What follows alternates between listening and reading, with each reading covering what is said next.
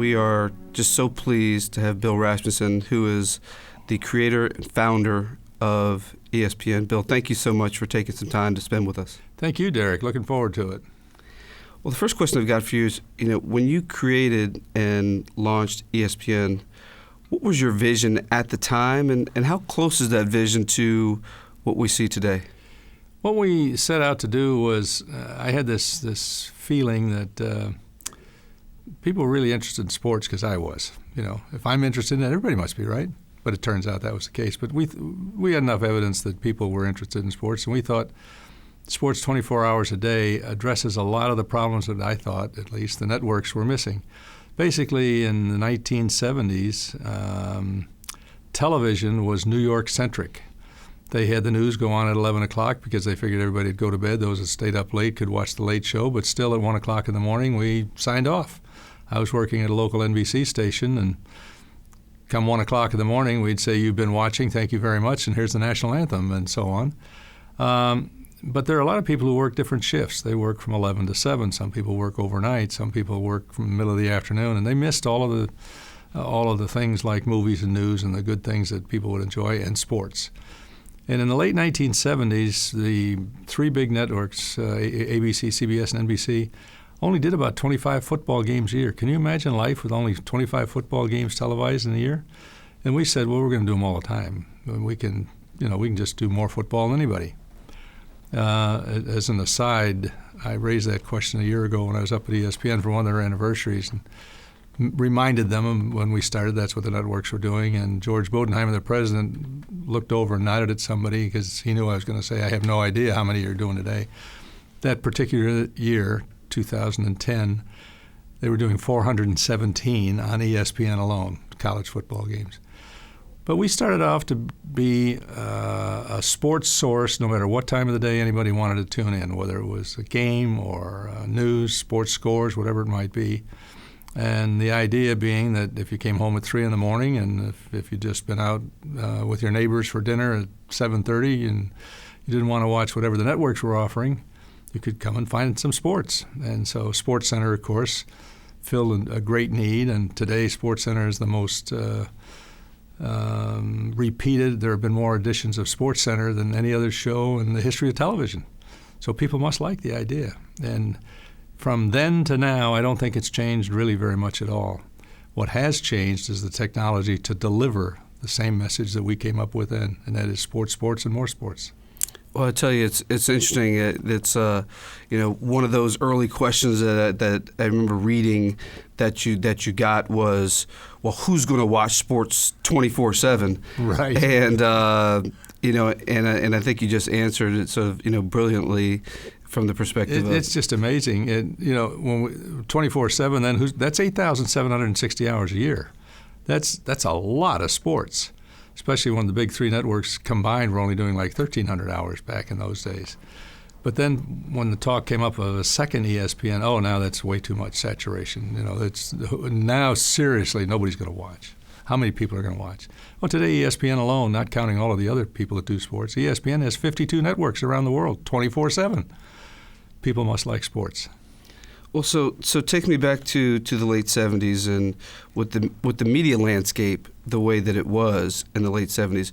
What made you think that there was no 24/7 network at all? That's right. Not sports. There was no 24/7 network. What made you think that this could be successful? And then also with respect to competing against the sports network behemoths. Well, the big guys basically dominated television for 28 years. Television sets in those days, and it's hard for a lot of folks to believe today, or remember today, only had 12 channels. That's all you could get. There was no set-top box that could bring magically other things from around the world. And because of the FCC regulations of the day, many of those 12 channels were occupied by the big three networks because if any of their signal touched a franchise area, the franchise had to carry it. So it was not uncommon to see 2 ABCs, 3 NBCs, and 2 CBS stations or something. You could just go up and down the dial. So that only left 5 channels for everybody else. And basically cable television in that era was really nothing more than signal enhancement to take a signal that they could get at at a tower someplace and send it off to people that couldn't get a good picture of the three major networks. Fortunately for us, the powers that be at the major networks decided that this was it. They had conquered the world, and nothing was ever going to change. Their dominance was there, and it was going to be that way forever. Well, as you and I know, Derek, nothing's forever. Things change. And we challenged them. They thought we were crazy. They all said it wouldn't work. Who's going to watch all the things that you just mentioned? And suddenly we found, and we were tapping into what I felt then, and obviously has been confirmed over the years, the biggest demographic swath you can imagine. It's not men 25 to 34. It's not women of a certain age or kids. Our demographic was sports fans. And ESPN, to this day, on the back of their card, their mission statement is to serve the fan. And so we had a demographic area that doesn't make any difference, north, south, east, west, young, old, male, female, rich, poor, whatever. We were going to go after that. And if you think about it, that is about the biggest demographic you can find, other than being an American, for example. We're all Americans, okay, but probably 90-some% of us also have a team we root for, and that's the market that we went after. Well, you were talking about the big three networks back in the 70s.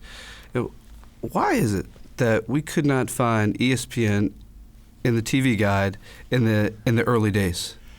Well, because of the development of the network industry, the big three basically controlled TV Guide and Nielsen. We couldn't get Nielsen to rate programs either. They would not go out and audit, for viewership until well into the 80s. TV Guide decided, we kept after them, and they said, well, and this was a vice president, so he obviously was well up the chain, and he said, we won't list you because real networks only have 3 letters. How's that for a kind of a jaded view of the world? In other words, the people that are paying our bills are the only ones that count, and they all have 3 letters. When they finally did list us, they in fact listed us as ESN. They made us a 3-letter network for a short while, but of course that turned into ESPN eventually. They finally woke up and Exactly. smelled the coffee. Now, ESPN was not your first entrepreneurial venture and has not been your last. What is it that you believe that it takes to give an entrepreneurial opportunity the best opportunity to succeed? First of all, being in our country is great. We don't have to go and ask permission to start to develop a new idea. My first one was back in 1959, and it just, if you're curious and you ask enough questions, you'll say, wow, nobody's doing that. How about let's try this? The problem with let's try this is sometimes it doesn't work.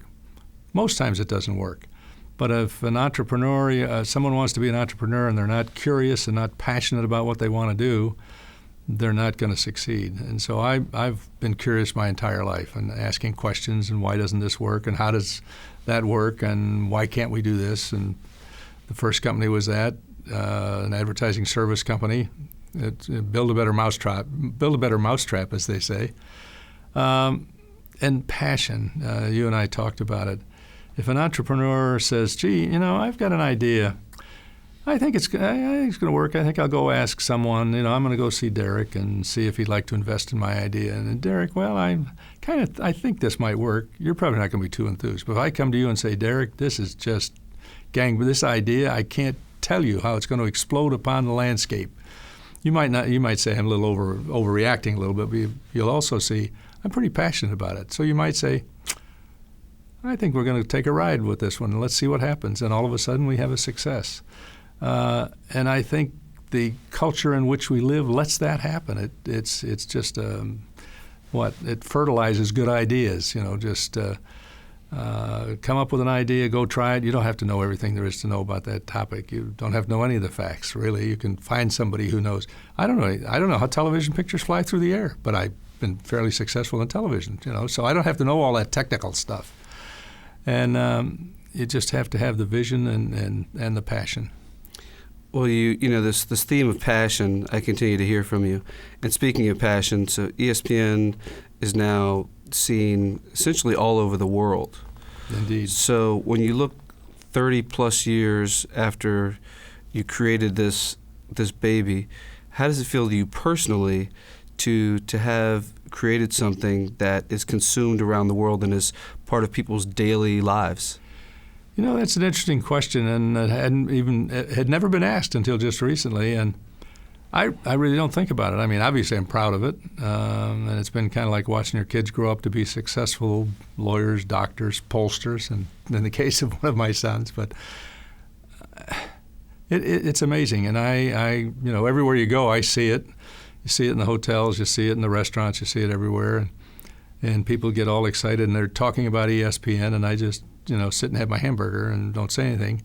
And sometimes I think about, gee, they wouldn't be here if it wasn't for that. But I'm not overwhelmed. It's kind of incredulous when you think about it.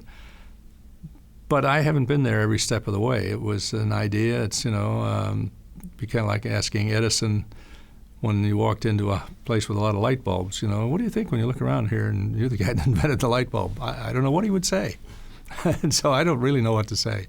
But I am proud of it. That's great.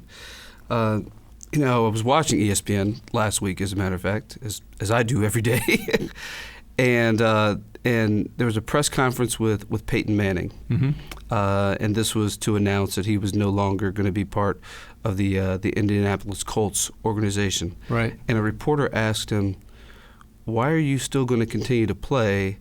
Do you feel that you have something to prove?" And Peyton's response was something to the effect of, "Well, I still like to play, and no, I don't have anything to prove."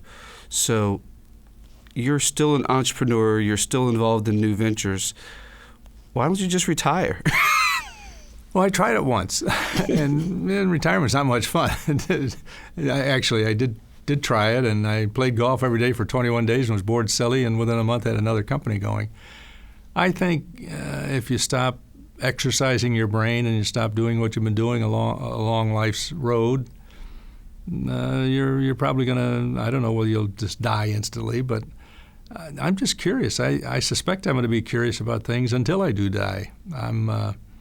I'm fascinated, and I love to see young, enthusiastic men and women getting involved in whatever it is. One of the things that I enjoy is speaking to groups like here at the Wharton School, meeting the young men and women and their enthusiasm.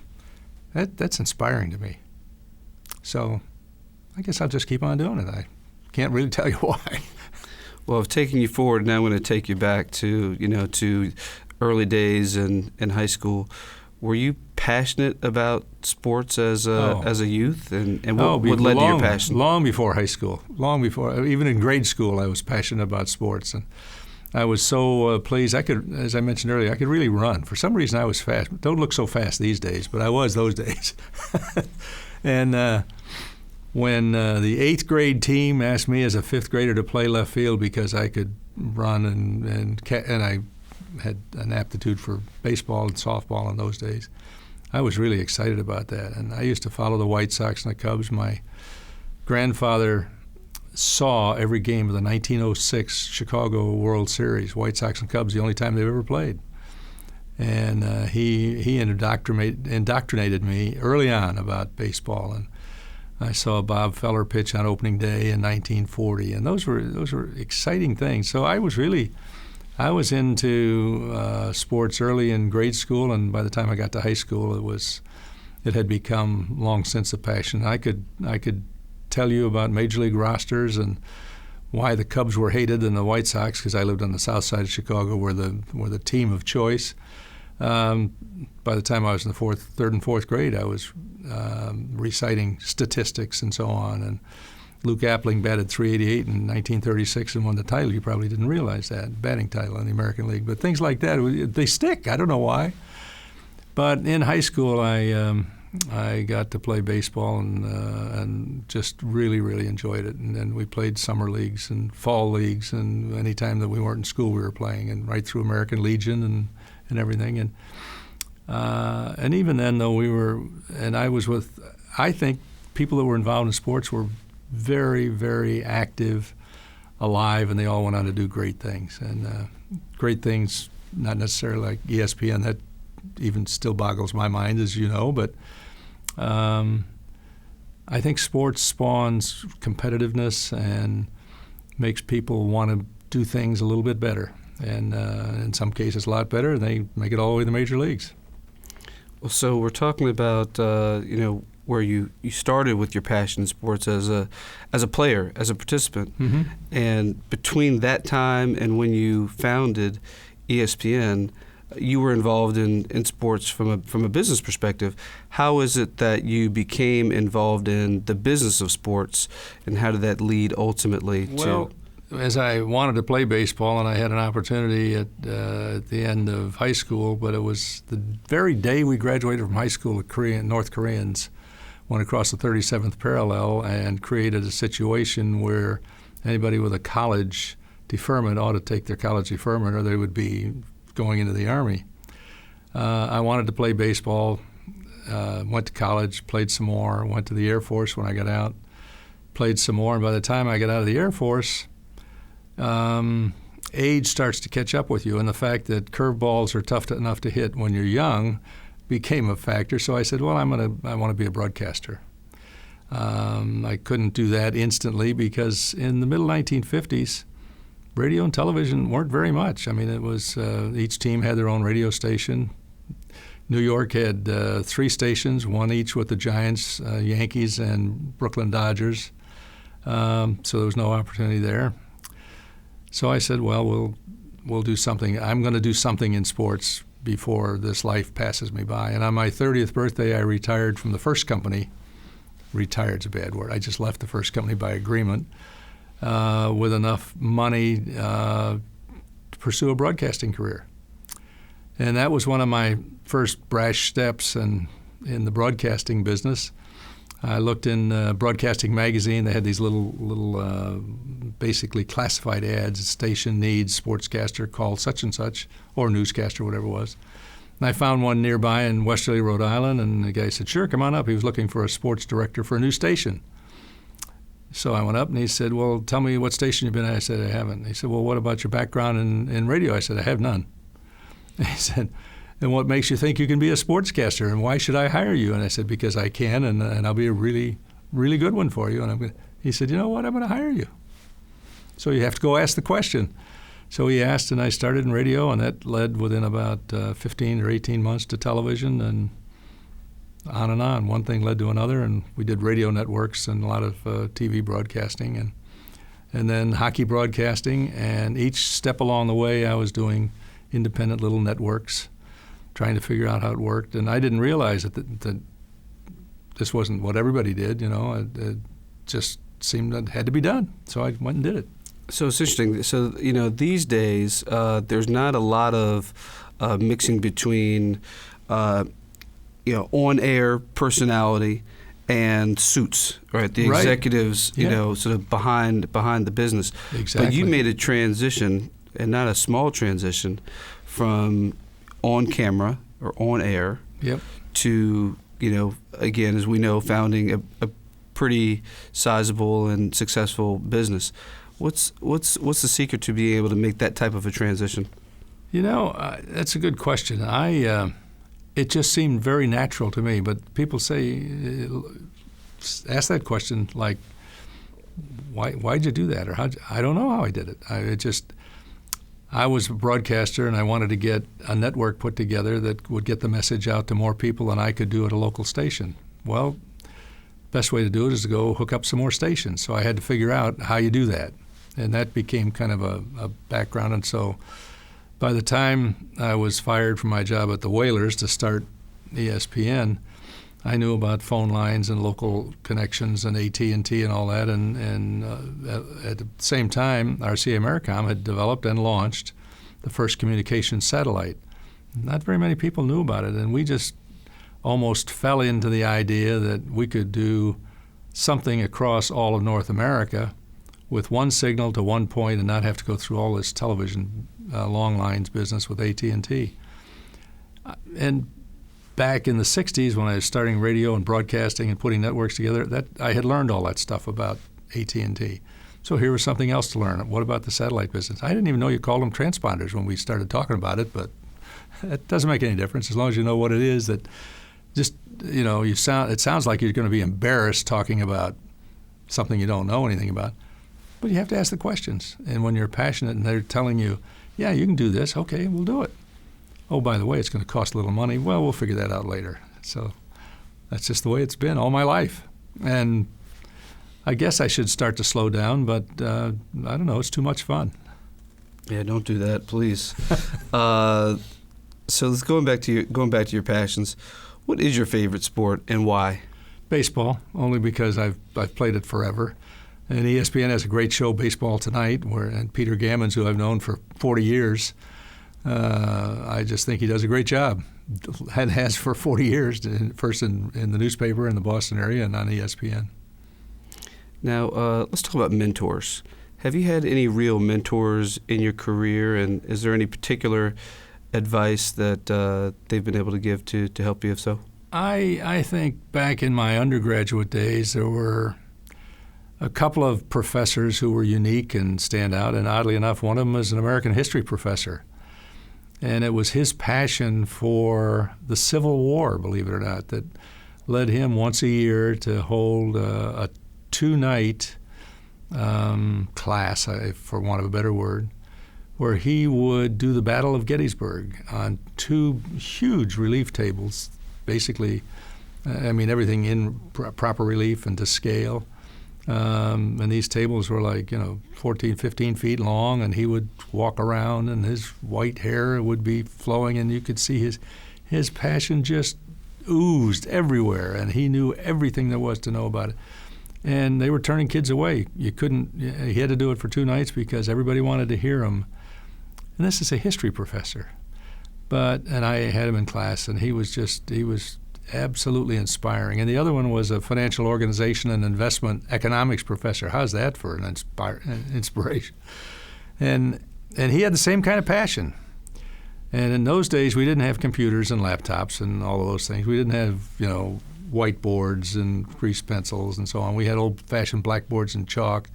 And he'd start by the windows on the blackboard, and he'd be going along, and he'd ask questions over his shoulder. And if he didn't hear an answer from someone that he had asked, he'd say, Derek, what about, and he's writing and talking, and if you didn't turn around, and he was left-handed, he'd turn around, he'd fire one of those erasers, those felt erasers. He'd hit kids in the shoulder and in the forehead and so on. Pay attention, pay attention.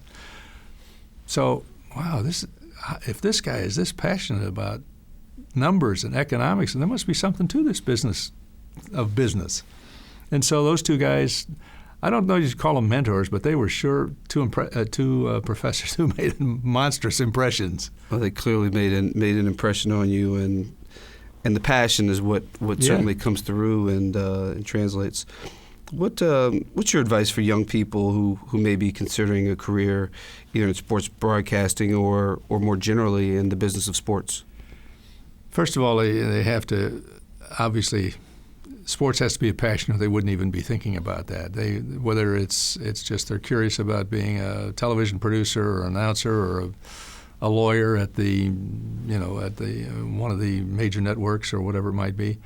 But I think what they have to do is understand, and the best way to understand how sports begins is it doesn't hurt to start small. Go and be a production assistant someplace. Go to a small radio station. Learn all you can learn. Ask all the questions you can ask.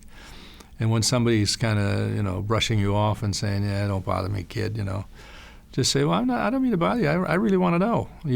I have a passion to learn this business, and I want to be, doing what you're doing, or I want to do fill in the blank, whatever they might want to do." And carry that passion into every interview and be prepared.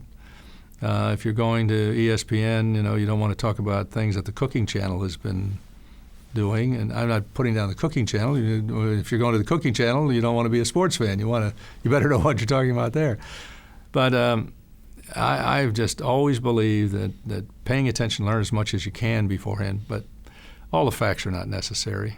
You'll learn the facts. You'll learn the specifics of the business. But whoever it is that you're applying to has to see the passion, see the desire to be successful. And I'm fortunate in that I see a lot of those. You just know they're going to be successful kids, folks here at Wharton and schools across the country. And then you see others who, they don't even want to walk across the street unless it's required. And And I don't mean to be putting anybody down, but the people with the passion, the people who ask the questions, the people who are willing and anxious, I guess would be a better word, anxious to learn all there is, they're the ones who are going to succeed. And it's amazing. You can pick almost any field, and if the youngster has that passion, they can learn anything. It doesn't have to be sports. It can be Wall Street. It can be the cooking channel. It can be anything. Passion, enthusiasm, and never be afraid to ask questions. Well, that is a great note for us to finish up on. On behalf of the Wharton School and the Wharton Sports Business Initiative, thank you so much, Bill. Thank you, Derek. Enjoyed it very much.